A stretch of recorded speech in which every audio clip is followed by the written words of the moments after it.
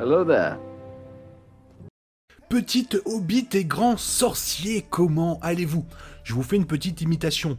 Likez, pauvre fou. Et ça marche aussi avec commenter, pauvre fou. Vous savez qui c'est? Bref, que sont devenus les personnages du Seigneur des Anneaux après le retour du roi et le projet secret de Tolkien pour une suite, c'est tout de suite, et après ça, let's go.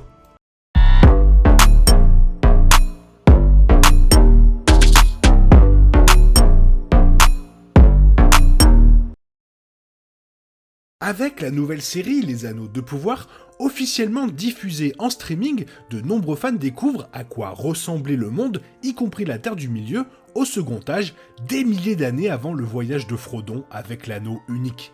Cela comblera probablement plusieurs lacunes concernant la tradition approfondie de Tolkien que les fans qui n'ont vu que la trilogie cinématographique de Peter Jackson auront manqué. Alors que les détails sur les événements avant les aventures de Frodon sont des informations précieuses pour tout fan de la franchise, certains peuvent avoir des questions sur ce qui s'est passé après la conclusion du Retour du Roi. La fin de la trilogie a donné au public une excellente fin et surtout heureuse, mais les livres sont allés beaucoup plus en profondeur. De plus, les annexes du livre et le recueil de lettres de Tolkien fournit avec encore plus d'informations sur la façon dont les personnages préférés de chacun ont vécu le reste de leur jour de paix bien mérité. Dans cette idée, voici ce qui s'est passé pour nos héros après le retour du roi et l'histoire 200 ans plus tard avec le fils d'Aragorn. Après avoir vaincu le roi sorcier d'Angmar, Éowyn s'est remise de ses blessures dans la maison de la guérison où elle a rencontré le seigneur blessé Faramir. Les deux sont tombés amoureux et finiront par se marier. Éowyn et Faramir ont eu plusieurs enfants et un petit-fils notable, Barahir. Ce garçon a grandi dans un monde de paix au 4e âge et a écrit un livre intitulé Le Conte d'Aragorn et d'Arwen, décrivant la belle romance entre le roi et la reine du Gondor.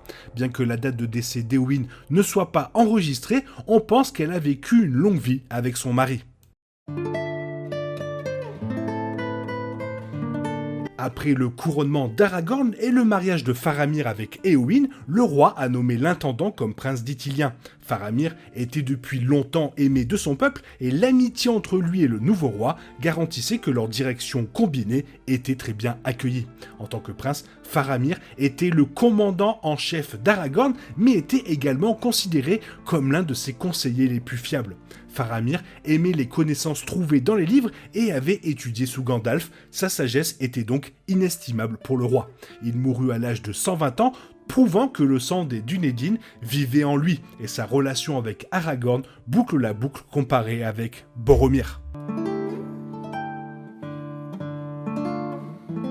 L'une des scènes les plus améliorées du livre au film a peut-être été celle du retour de Frodon et de ses compagnons hobbits dans la comté. Le hameau pittoresque était tel qu'il avait laissé dans le film, mais dans le livre, il était gouverné par Saruman, nécessitant une bataille menée par les 4 hobbits pour voir leur maison libérée. Après cela, Frodon a essayé de vivre en paix, mais ses diverses blessures ont commencé à le troubler. Chaque anniversaire de son conflit avec les spectres de l'anneau, la blessure à l'épaule de Frodon lui causait une grande douleur. De plus, il tombait malade chaque année le jour où il avait été piqué par l'arachné. Cependant, ce n'était rien comparé à sa douleur mentale, et Frodon a mis le cap vers les terres immortelles, comme on le voit à la fin du film. Après être retourné dans la comté et avoir participé à sa libération, Merry a épousé Estella Bolder et est devenu le maître de Buckland. Il était considéré avec un immense honneur chez lui, où il était connu pour être le plus grand hobbit à avoir jamais vécu.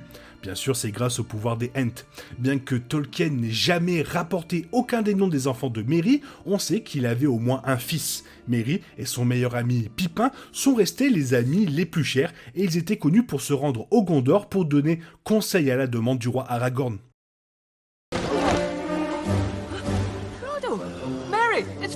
Bien qu'il soit décrit comme espiègle dans la trilogie cinématographique de Peter Jackson, Pippin était l'un des hobbits les plus aimés, les plus respectés de la comté après son retour. Il épousa Diamant de L'Oncluze et il eut un fils qu'il nomma d'après son cher ami Faramir. Pipin a ensuite passé le demi-siècle suivant en tant que thym de la comté avant de prendre sa retraite. Il a ensuite voyagé avec Merry au Rohan et au Gondor, où ils ont tous deux décidé de rester et de vivre leur jour. Lorsqu'ils sont décédés, ils ont été enterrés à côté d'Aragorn, leur ami et roi.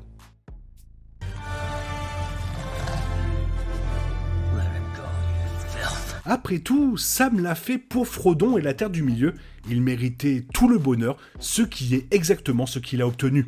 Comme l'a montré le film Le Retour du Roi, il a épousé Rosie et ensemble, ils ont eu 13 enfants, dont l'une, Boucle d'Or, épousera le fils de Pipin, Faramir. Après la mort de Rosie, Sam a pris sa retraite de son poste de maire de la comté qu'il avait occupé pendant 49 ans. Tolkien a noté dans les annexes du livre que les Gamgee pensaient que Sam était autorisé à rejoindre Frodon dans les terres immortelles puisqu'il avait également été porteur de l'anneau pendant une courte période. Ceci est largement accepté puisque l'idée que Frodon soit réuni avec son Sam est une vraie joie pour tous les fans. Bien que les films l'impliquent, les annexes du livre confirment bien qu'Aragorn et Arwen se sont mariés peu de temps après son couronnement et étaient tous deux aimés de leur peuple. Ils ont eu plusieurs filles, bien qu'aucun de leurs noms ne soit enregistré. Par contre, ils ont eu un fils, Eldarion. Aragorn a réuni le Gondor avec ses royaumes du Nord, y compris la comté, et son règne a été marqué comme une grande période de paix. En raison de sa relation étroite avec les elfes et les nains, il n'y avait jamais eu de meilleure confiance entre les races dans la Terre du Milieu. Aragorn est mort paisiblement à l'âge de 210 ans et Arwen a suivi peu de temps après 2901 ans.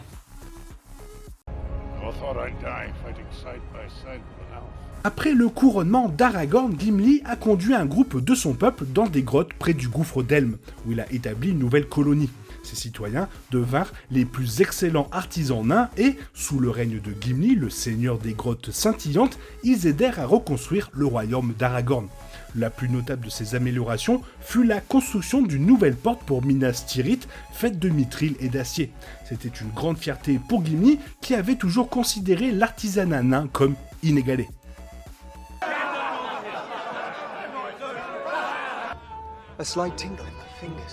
Dans un moment du livre du Seigneur des Anneaux qui n'est pas dans les films, Legolas et Gimli ont un jour convenu que s'ils survivaient à la guerre contre Sauron, ils voyageraient ensemble pour voir les maisons l'un de l'autre. Ils ont tenu ce marché et les deux ont voyagé ensemble vers le gouffre d'Helm et la forêt de Fangorn. Legolas était également un visiteur assez fréquent de Gimli dans les grottes scintillantes. Legolas passa le reste de son temps en Terre du Milieu à restaurer des forêts dévastées par la guerre. Cependant, après la mort d'Aragorn, il sentit que son travail était terminé, il partit pour les terres immortelles, et bien qu'il n'ait eu aucun précédent, il emmena son ami avec lui, prouvant que Legolas et Gimli avaient l'une des meilleures amitiés du Seigneur des Anneaux. What about side by side with a friend? Le feu sombre ne vous servira à rien, flamme doudoune. Une grande partie de Gandalf est entourée de mystères dans les films. Cependant, les annexes de Tolkien révèlent que le sorcier avait été membre de la race Maiar, qui étaient des êtres ressemblant à des anges de Valinor, également connus sous le nom de Terre Immortelle. Sa mission avait été d'aider les races de la Terre du Milieu dans leur combat contre Sauron, un autre Maia, et il fut le seul des Istars à réussir.